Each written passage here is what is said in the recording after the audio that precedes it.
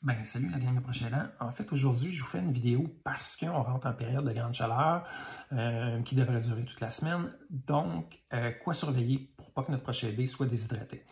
Ce qui est important de savoir, c'est les symptômes de déshydratation, donc maux de tête, nausées, étourdissement, grande fatigue. Si ça l'arrive, on ne prend pas de chance, on s'en va à l'urgence avec notre procédé. Sinon, ce qu'on peut faire pour surveiller, puis en fait, c'est surtout pourquoi notre procédé ne serait pas nécessairement bien hydraté.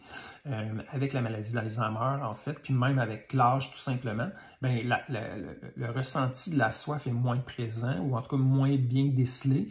Puis ça, c'est la même chose en fait avec la faim, même avoir besoin d'aller à la salle de bain. Fait que les signaux du corps sont moins bien perçus, si je peux dire comme ça.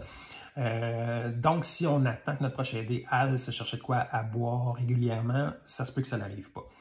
Donc, on essaye d'être en avant de ça, puis de proposer de quoi à boire.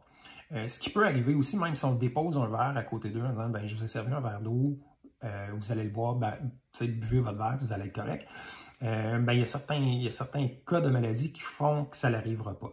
Par exemple, la vision en tunnel. Fait que quand la maladie avance, la vision rétrécit un peu.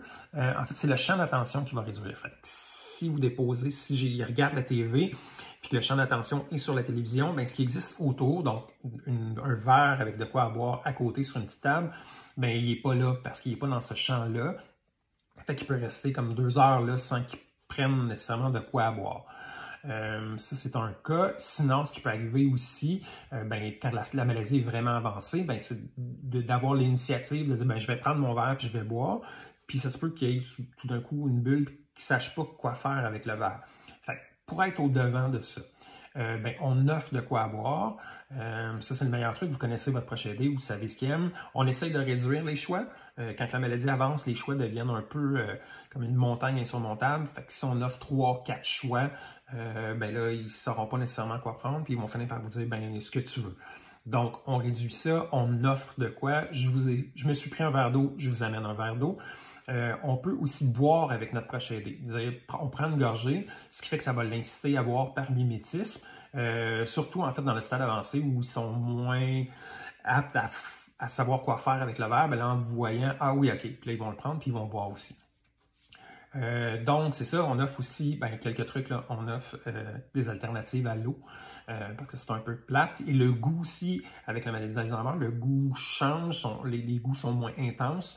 Donc, on peut offrir thé glacé, limonade, milkshake, des boissons ou des collations glacées, c'est un super bon truc.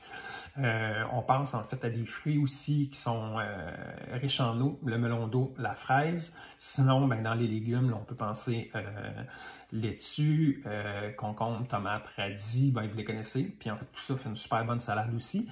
Fait que, voilà, c'est mes petits trucs à surveiller en fait pour éviter une déshydratation.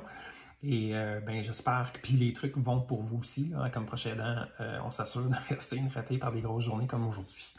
Voilà. Fait que j'espère que vous allez passer une bonne semaine.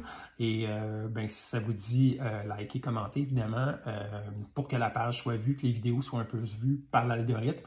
Et si vous connaissez des Prochains Dents, n'hésitez pas à partager. Fait que voilà, bonne semaine et restez hydratés.